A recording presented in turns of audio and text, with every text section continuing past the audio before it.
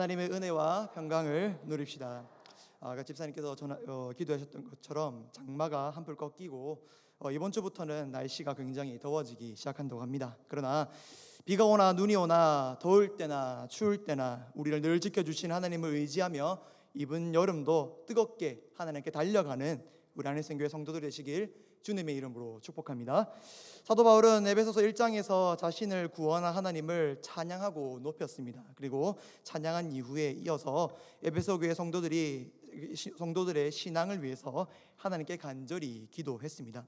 그 기도 제목들 중에서도 바울이 마지막에 도수면서까지 강조한 기도 제목이 있었는데, 바로 에베소 교회 성도들이 하나님의 능력을 깨닫게 하여 주시옵소서라는 그 기도 제목입니다. 에베소서 1장 19절입니다. 그의 힘의 위력으로 역사하심을 따라 믿는 우리에게 베푸신 능력의 지극히 크심이 어떠한 것을 너희로 알게 하시기를 구하노라. 아멘.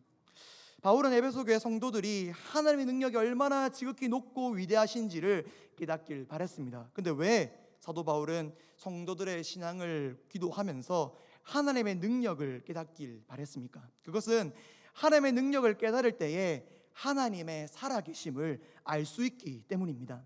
에베소 지역은 수많은 우상들이 있는 곳입니다. 특히 아데미 우상을 중심으로 그리스 로마 신화에 관련된 우상들이 그 거리에 진립했고, 그를 따르는 우상 숭배자들이 에베소 인구의 대부분을 차지했습니다.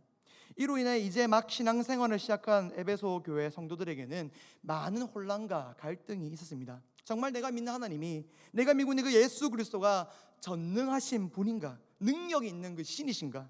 혹시 내 주변에 있는 많은 사람들이 믿고 있는 이 아데미 신이, 다른 이 제우스 신이, 다른 그런 그리스 로마 신이 진짜 능력 있는 신이 아닐까? 그렇게 의심을 했습니다.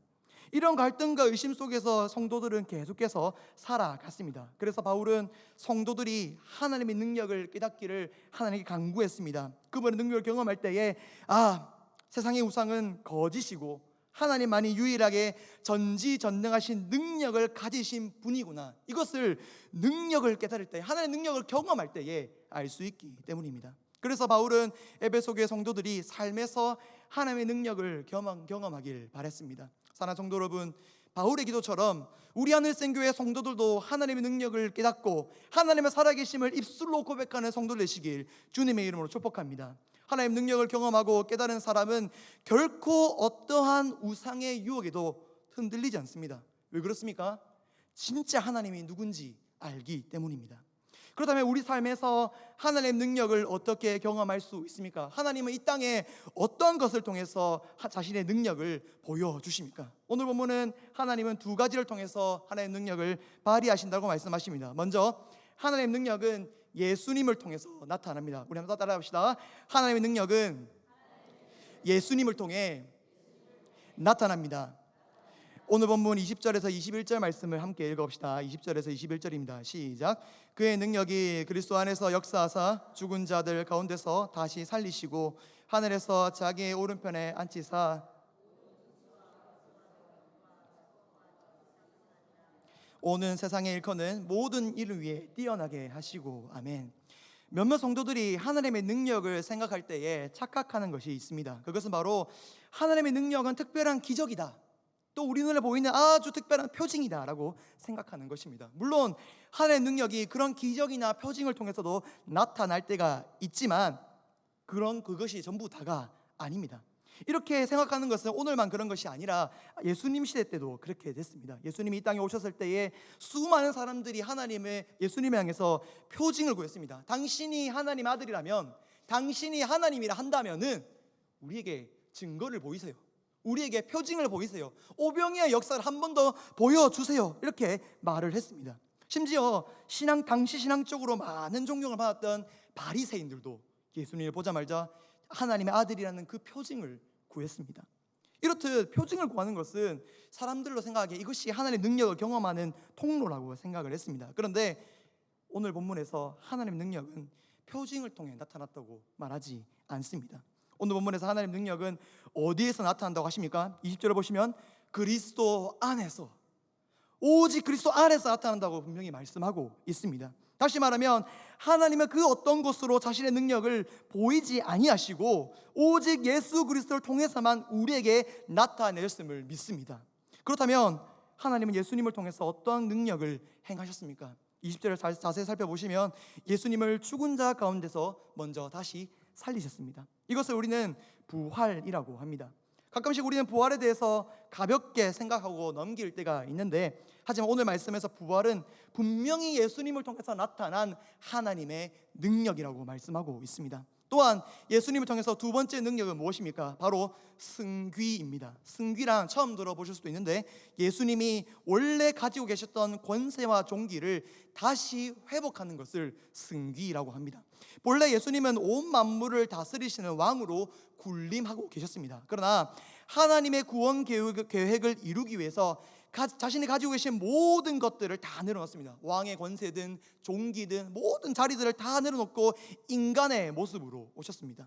그렇던 예수님을 하나님은 잊지 아니하시고 다시 자신의 우편에 앉혀 주십니다. 그리고 모든 만물에 다시 원래 있었던 그 자리, 왕의 자리로 회복시켜 주십니다. 이것이 바로 승귀입니다. 그 승귀에 대해서 21절은 이렇게 말합니다. 모든 통치와 권세와 능력과 주권과 이 세상뿐 아니라 오늘 세상에 일컫는 모든 이름 위에 뛰어나게 하시고 라고 합니다. 이것이 바로 예수님의 승귀입니다. 다시 말하면 하나님은 예수님을 통해서 두 가지의 능력을 우리 눈에 보여주셨습니다. 첫 번째는 부활입니다.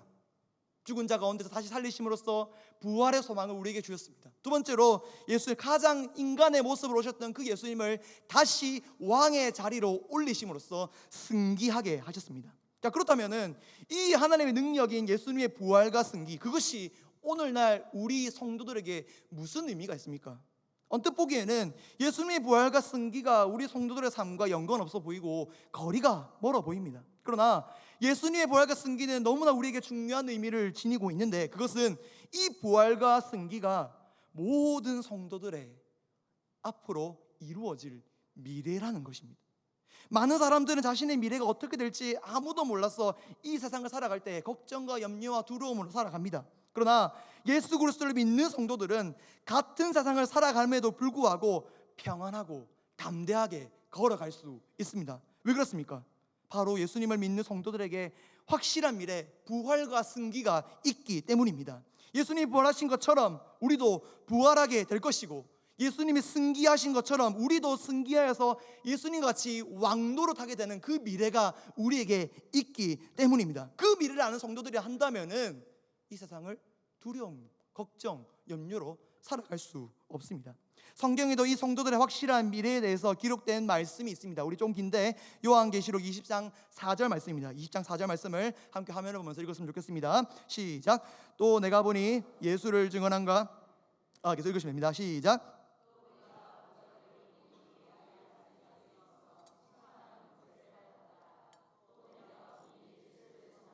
하나님의 말씀 때문에 목배임을 당한 자들의 영혼들과 또 짐승과 그의 우상에게 경배하지 아니하고 그들의 이마와 손에 그의 표를 받지 아니한 자들이 살아서 그리스도와 더불어 1000년 동안 왕노릇하니. 아멘. 이 본문은 사도 요한이 pat모섬에서 갇혀 있었을 때 천국의 환상을 보고 직접 쓴 말씀이 바로 이 요한계시록 20장 4절 말씀입니다. 그런데 그 천국 환상을 봤을 때에 누가 부활하신 그리스도와 함께 천국에 있다고 하고 있습니까? 세상에 성공한 사람들입니까? 아니면 우리가 누구나 알고 있는 유명한 사람들입니까? 아니면은 오랜 시간 동안 자기 나름의 수련과 도를 닦은 그런 사람들이 천국에 있다고 하고 있습니까? 아닙니다.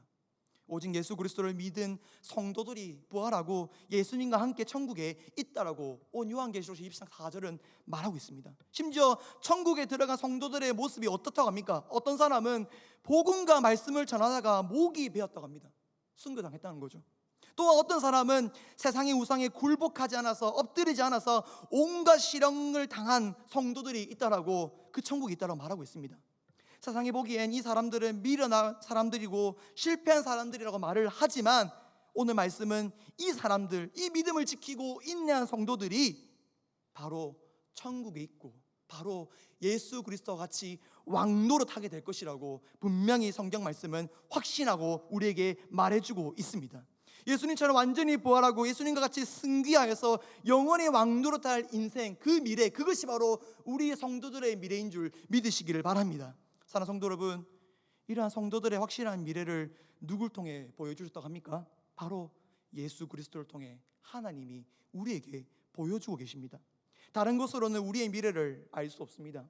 우리의 미래가 불확실할 때에, 어두운 캄캄한 곳에 우리 인생이 있다고 생각할 때에 빛을 막 찾으려고 세상의 다른 것으로 채우고 세상의 다른 것을 찾고 다른 방법으로, 그렇다고 해서 우리의 인생의 그 미래가 보이는 게 아닙니다. 인생의 빛이 보이는 게 아니라고요. 그러나 예수 그리스도를 붙들 때에, 예수 그리스도를 만날 때에, 예수 그리스도를 부르짖고 나아올 때에 그런 모든 자들에게 하나님은 너희에게 이러한 부활의 미래가, 승귀의 미래가 있다라고 하나님께서 말씀하여 주시는 줄 믿습니다. 세상과 마귀는 계속 우리에게 이렇게 유혹합니다. 그렇게 믿음 지키다가, 그렇게 성도로 살아가다가 너 실패한다, 그렇게 복음만 붙들다가는 너 그 위에 간 것처럼, 옆에 있는 그 친구처럼 목베임 당해서 순교당한다, 그렇게 막 우리 마음을, 믿음을 약하게 합니다. 그러나 그런 유혹과 음성이 우리를 공격할 때에 다른 것이 아니라, 다른 것을 붙잡으려고 막 아둥바둥거리지 마시고 조용히 예수님을 묵상해 보시기 바랍니다. 우리 주님께서 십자가 고난을 겪고 난 후 어떻게 되었습니까? 십자가 고난 받고 끝, 그게 아니라 그것이 고난이 시작이 되어서 오히려 부활로 이어졌습니다. 그리고 부활로 그친 것이 아니라 하나님 그 부활하신 예수 그리스도를 다시 하늘로 부르셔서 자기 우편에 앉으심으로써 온 세상 만물을 다스리는 왕으로 다시 회복하셨다는 것입니다. 더 나아가서 이런 예수님을 보여줌으로써 우리 성도들 또한 이 땅 가운데서 고난과 시련과 믿음을 지키다가 어려움을 당한다 할지라도 우리의 미래는 부활이 있고 예수님처럼 승기가 있다는 것을 하나님께서는 말씀하고 계십니다. 그러므로 사랑하는 성도 여러분, 두려움과 시련이 나에게 왔을 때에 하나님의 능력이신 예수 그리스도를 붙드시길 바랍니다. 그 예수 그리스도를 붙들 때에 현재 상황이 아니라 장차 우리에게 확정된 미래를 하나님께서 보여주실 줄 믿습니다. 현재 겪고 있는 상황이 절대 우리의 미래가 아닙니다. 어떤 어려움을 겪고 계십니까? 육체적인 어려움, 영적인 어려움, 신앙적인 흔들림, 무슨 어려움을 겪고 계십니까? 그런데 확실한 것은 그것이 우리의 미래가 아닙니다. 하나님의 능력에 되시는 예수 그리스도를 통해 하나님은 너희들에겐 부활이 있다, 너희들에는 예수 그리스도같이 왕노릇할 승기의 은혜가 있다라고 하나님은 말씀하십니다. 세상의 환경 속에서도 그리스도를 붙듦으로써 하나님이 우리에게 주신 그 은혜들을 누리며 살아가는 성도들 되시길 주님의 이름으로 축복합니다. 두 번째로, 하나님의 능력은 어디서 나타납니까? 따라합시다. 하나님의 능력은 교회를 통해 나타납니다. 다시 한번 더, 하나님의 능력은 교회를 통해 나타납니다. 오늘 본문 20절에서 23절 말씀을 함께 읽어봅시다. 22절에서 23절입니다. 시작. 또 만물을 그의 발 아래 복종하게 하시고 그를 만물 위에 교회의 머리로 삼으셨느니라. 충만함이니라. 아멘. 방금 읽은 본문에서 주목할 만한 단어가 두 개 있습니다. 바로 머리와 몸입니다. 먼저 22절에서는 예수님을 만물 위에 교회의 머리로 삼으셨다고 하는데, 이것을 그냥 조금 더 정확하게 번역을 해야 한다면은 예수님을 모든 만물의 머리로 세우시고 그를 교회에 보내셨다, 이게 바로 정확한 번역입니다. 다시 말해서 하나님은 만물의 머리로, 만물의 왕으로 예수님을 세우셨는데 그 예수님을 교회로 파송하셨다, 보내셨다, 이런 말이 바로 오늘 이 방금 읽은 22절의 의미입니다. 이것을 통해 교회는 온 세상의 왕이신 예수님이 계신 곳, 그곳이 바로 교회입니다. 그렇기 때문에 예수님은 이 교회의 주인 되십니다. 세상이 보기에는 교회가 불완전해 보이고 부족해 보이는 것 같지만 이 교회를 다스리는 분이 누구란 말씀이십니까? 바로 예수님이란 것입니다. 그렇기 때문에 우리 교회는 교회의 머리 되신 예수님, 교회의 주인 되신 예수님의 뜻을 따라 가야 합니다. 왜요? 하나님께서 교회의 주인으로 예수님을 세우셨기 때문입니다. 또한 23절에서는 교회를 향해서 예수님의 몸이라고 말을 하고 있습니다. 에베소서에는 교회가 예수님의 몸이라는 비유가 자주 등장하는데, 교회가 예수님의 몸이라는 의미는 여러 가지 의미를 가지고 있는데 저는 두 가지를 여기서 소개시키려고 합니다. 첫 번째로, 교회가 예수님의 몸이란 뜻은 예수님과 교회는 한 몸처럼 긴밀하게 연합되어 있다는 겁니다. 그 다시 말해서 뗄래야 뗄 수 없습니다. 예수님과 교회는 절대 뗄래야 뗄 수 없는 관계가 바로 이 교회, 교회는 예수님의 몸이다라는 의미입니다. 또 다른 의미는 교회의 성도들이 그리스도 안에서 한 몸처럼 연합되었다는 뜻입니다. 교회에는 서로 다른 모습과 생각을 가진 성도들이 주님의 이름 안에서 모였습니다. 그런데 이것이 따로따로 있는 것이 아니라 주님 안에서 한 몸처럼 이루고 있다고 합니다. 이것에 대해서 고린도전서 12장 13절은 이렇게 말합니다. 우리 화면을 보면서 같이 읽었으면 좋겠습니다. 시작. 우리가 유대인이나 헬라인이나 종이나 자유인이나 다 세례를 받아 한 몸이 되었고 또 다한 성령을 마시게 하셨느라. 아멘. 이처럼 주님 안에서 모든 성도들은 그리스도의 몸을 이루며 살아가고 있습니다. 그런데 그리스도의 몸인 교회에서 결국에는 어떤 일이 일어난다고 오늘 본문은 말하고 있습니까? 우리 23절 말씀을 우리가 보면서 읽었으면 좋겠습니다. 23절입니다. 시작. 교회는 그의 몸이니 만물 안에서 만물을 충만하게 하시는 이의 충만함이니라. 아멘. 이 본문도 우리가 조금 더 정확하게 볼 필요가 있습니다. 방금 읽은 23절만 봤을 때는 교회가 예수님을 충만하게 하는 것처럼 보이지만 이 성경 원어로 보면은 그렇지 않습니다. 오히려 교회가 예수님을 통해서 충만하게 채워진다라는 것이 바로 이 성경 이 말씀의 정확한 번역입니다. 따라서 그리스도의 몸된 교회는 예수님으로부터 계속해서 충만하여지고 채워지는 역사가 우리 교회 가운데 계속해서 끊임없이 일어난다는 것입니다. 그렇다면 성도들이 모인 교회는 예수님을 통해서 무엇으로 가득 충만해지고 채워진다는 의미입니까? 그것은 바로 하나님의 영광으로 충만하여집니다. 솔로몬이 지은 성전 가운데에 하나님의 영광이 가득했던 것처럼, 또한 모세가 지은 그 성막 가운데에 하나님의 영광이 가득했던 것처럼 오늘날 다른 공동체가 아니라 예수 그리스도의 몸된 공동체인 교회가 하나님의 영광으로 가득 채워진다라고 오늘 본문은 이야기하고 있습니다. 그런데 교회가 하나님의 영광으로 가득 채워지는 것이 왜 하나님의 위대한 능력입니까? 당연히 교회를 통해서 하나님의 이름이 드러나고 하나님의 영광이 나타나는 것은 당연한 거 아닙니까? 라고 생각할 수 있습니다. 그러나 인간의 행위를 통해서, 또한 인간의 일을 통해서 하나님의 영광을 나타내는 것은 이 땅 가운데서 오직 한 사람밖에 못하십니다. 누굽니까? 바로 예수님입니다. 예수님밖에는 그 어떤 인간도 말과 행동, 그 사소로운 것에서 하나님의 영광을 나타낼 수 없는 타락한 존재인데, 인간의 몸으로 오신 예수님만큼은 말과 행동, 그 사소한 모든 것을 통해서 하나님의 영광이 나타나십니다. 예수님은 이 땅에서 태어나셨을 때부터 하나님의 영광을 나타냈습니다. 천사가 뭐라 했습니까? 하늘은 영광이요, 땅에서는 하나님을 기뻐하신 자들로 해서 평화로다.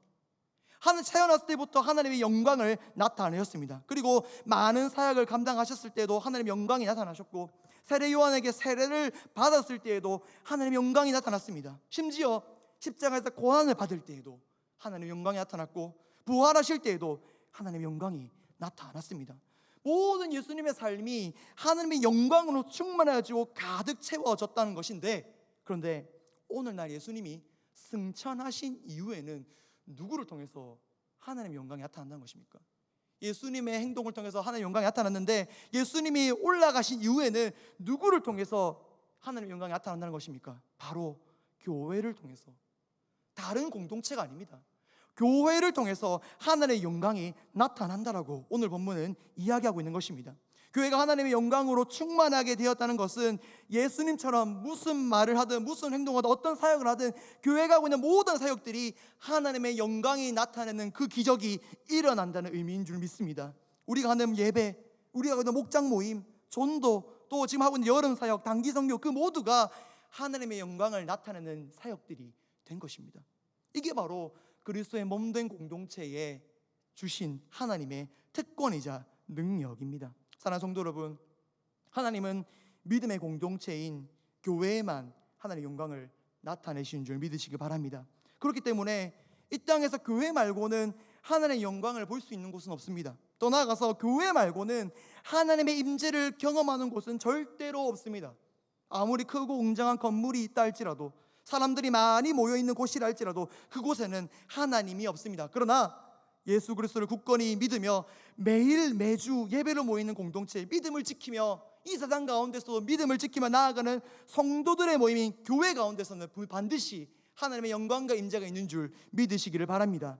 그러므로 사랑하는 성도 여러분, 이 땅 가운데서 교회 외에는 하나님을 볼 수 있는 곳이 없는 줄 아시고, 세상이 아무리 교회를 향하여 비난한다고 무시한다 하더라도 절대 그 교회를 향해서 우리만큼은 기도하는 공동체가 되기 바랍니다. 같이 비난하고 같이 손가락질하는 것이 아니라 그 아픈 교회를 위해서, 그 힘든 교회를 위해서 다시 한번 하나님, 그 아픈 교회를 통하여서 하나님의 영광이 나타나게 하여 주시옵소서. 하나님 그곳에 임재하셔서 주님의 뜻이 그 교회를 통해서 다시 임할 수 있도록, 세워질 수 있도록 도와주시옵소서. 그리스도의 몸된 공동체인 교회에만 하나님의 영광이 나타나는 것을 믿으시기를 바랍니다. 마지막으로 우리가 왜 VIP들을 교회에 데리고 와야 됩니까? 혹시 VIP 작정하시면서, 초대하시면서 또 그 VIP들을 이렇게 전도하시면서 이런 생각하고 있지는 않습니까? 내가 아무리 연락하고 노력해서 겨우 이 VIP들을 여기 교회에 데리고 왔다 치자. 근데 그들이 바로 변할까? 변하지 않는 내가 왜 여기 데리고 와야 되지? 변하지 않는데 바로 예수님을 믿고 이렇게 하면 참 좋은데, 그렇지 않는데 내가 왜 이렇게 사서 고생을 해야 되지? 이렇게 혹시 마귀의 속삭임에 넘어가고 있지는 않습니까? 그러나 VIP들을 이곳에 교회로 데리고 온 이유는 아까도 얘기했지만 교회 말고는 하나님 만날 수 있는 곳이 없습니다. 교회, 우리 그리스도의 몸된 공동체 말고는 하나님은 다른 곳에서는 보여지지 않습니다. 그렇기 때문에 예수님을 모르는 그 VIP들을 다른 곳이 아니라, 물론 목장 모임 가운데서 교제를 누려야 되고 목장 모임 가운데서 우리가 그리스도의 사랑을 전해야 되지만 결국에는 교회로 모셔와서 하나님의 임재를 그들이 경험해야 됩니다. 그들이 하나님 교회에 왔을 때에 하나님 만날 수 있고 하나님의 살아계신 분이라는 것을 체험할 수 있고 경험할 수 있습니다.